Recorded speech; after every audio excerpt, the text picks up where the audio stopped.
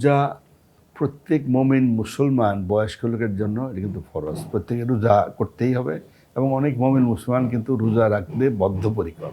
শুধু প্রবলেম হয় যারা দীর্ঘমেয়াদী অসংক্রামক রোগে ভোগেন, তারা নিজেরাও দ্বিধাদ্বন্দ্বে ভোগেন। তারা চিন্তা করেন রোজা রাখবেন কি রাখবেন না, রোজা রাখলে শরীরে কোনো ক্ষতি হবে কিনা, রোগের কোনো আরও বেশি জটিলতা বাড়বে কিনা, এই ধরনের চিন্তাভাবনা কিন্তু আসেন।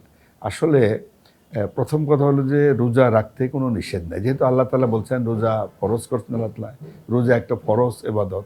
আল্লাহ তো বলছেন রোজা আমার জন্য, আমি তার প্রতিদান দেবো। এই জন্য প্রত্যেকেই কিন্তু রোজা রাখতে চান। শুধু খেয়াল রাখতে হবে যারা দীর্ঘমেয়াদী রোগে ভোগেন তাদের জন্য কোনো সমস্যা হবে কিনা।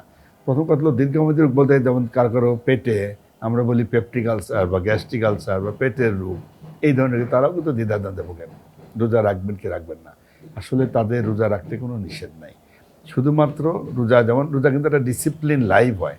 টাইমলি খাওয়া দাওয়া, সন্ধ্যার সময় ইফতারি, রাতে খাওয়া, সেহরি খাওয়া, এরকম একটা ডিসিপ্লিন মেনটেন করা হয়। যদি তারা একটু মেনটেন করে চলতে পারে এবং যে রোগেই ভোগেন, উনি যদি আজকাল বিভিন্ন রকমের মেডিসিন পাওয়া যায়, একবার দুইবার খেলেই কিন্তু চলে। সুতরাং যারা পেপটিক আলসারের রোগে ভোগেন তারা কিন্তু রোজা রাখতে পারেন, কোনো নিষেধ নাই। তবে সিমিলারলি যেমন ধরেন কারো ব্রঙ্কিয়াল অ্যাজমা আছে, হাঁপানি রোগী, শ্বাসকষ্ট, হাঁপানি, ব্রঙ্কাইটিস, এই ধরনের রোগী, তাদেরও কিন্তু রোজা রাখতে নিষেধ নেই। আজকাল অনেক ভালো ভালো মেডিসিন পাওয়া যায়, একবার দুইবার খেলেই চলে। অথবা এই অ্যাজমার জন্য কিন্তু ইনহেলার আছে বিভিন্ন রকমের, তারা যদি ইনহেলার ব্যবহার করেন রোজা রাখতে কিন্তু নিষেধ নাই। এছাড়া ধরেন উচ্চ রক্তচাপের রোগী, তারাও কিন্তু রোজা রাখতে পারবেন। আজকাল অনেক মেডিসিন পাওয়া যায় যেগুলো একবার বা দুইবার খেলেই চলে, তারা ওইটা খেয়েই রোজা রাখতে পারবেন। হার্টের রোগী রোজা রাখতে পারবেন, স্ট্রোকের রোগী রোজা রাখতে পারবেন। এইভাবেই অন্যান্য রোগে যারা ভোগেন, যেমন ধরেন কারো লিভারের রোগ আছে, তো লিভারের রোগ ডিপেন্ড করে রোগটা কী অবস্থা আছে। আপনি অবশ্যই আপনি ডাক্তারের পরামর্শ নেবেন। ডাক্তার যদি বলে যে ঝুঁকিপূর্ণ রোজা রাখা ঠিক হবে না, তাহলে রোজা রাখবেন না, তাহলে কিন্তু রাখতে পারেন। সিমিলারলি কিডনি রোগী একই অবস্থা।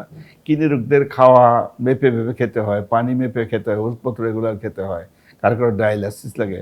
এখন কোনো ডাক্তার যদি বলে, এবং সেটি কিন্তু ইমানদার দিনদার ডাক্তার হইতে হবে, যদি বলে যে এই অবস্থায় রোজা ঝুঁকিপূর্ণ, তাহলে রোজা রাখা কিন্তু ঠিক হবে না।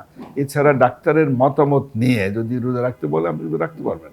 কারণ এই জন্যই বলছি যারা দীর্ঘমেয়াদী রোগে ভোগেন, রোগের অবস্থা অনুযায়ী খাদ্যদ্রব্যের চাহিদা করে, ডাক্তারের পরামর্শ নিয়ে, ওষুধপত্র অ্যাডজাস্ট করে তারা যদি প্রিপারেশন নিয়ে রোজা রাখতে চান, রোজা রাখতে কোনো নিষেধ নাই। সিমিলারলি গর্ভবতী মহিলা, তারাও কিন্তু অনেকে রোজা রাখতে চান। এটা ডিপেন্ড করে কোন মাসে। এটা আমরা ট্রাইমেস্টার বলি, প্রথমটা ফার্স্ট ট্রাইমেস্টার, মাঝে দ্বিতীয় সেকেন্ড ট্রাইমেস্টার, লাস্টের দিকে থার্ড ট্রাইমেস্টার, প্রতি 3 মাস অন্তর ট্রাইমেস্টার বলা হয়। তারাও কিন্তু রোজা রাখতে পারবেন।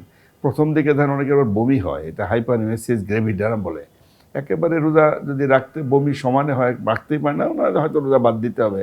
আর তাছাড়া যদি অন্য কোনো সমস্যা না হয়, তারা কিন্তু রোজা রাখতে পারবেন, কোনো অসুবিধা হবে না।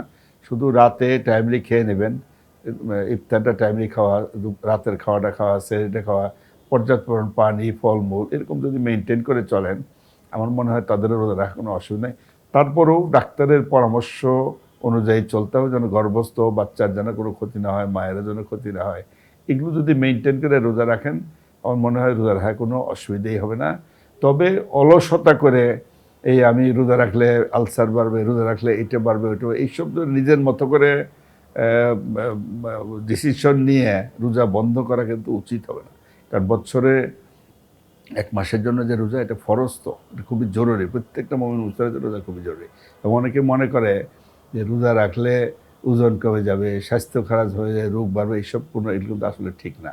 বরং রোজাতে দেখবেন যেহেতু একটা ডিসিপ্লিন লাইফ মেনটেন হয়, টাইমলি খাওয়া দাওয়া হয়, চলাফেরা হয়, হাঁটা চলা হয়, এগুলো যদি মেনটেন করে চলতে পারেন, তাহলে কিন্তু রোজা রাখতে পারবেন, কোনো অসুবিধা হবে না।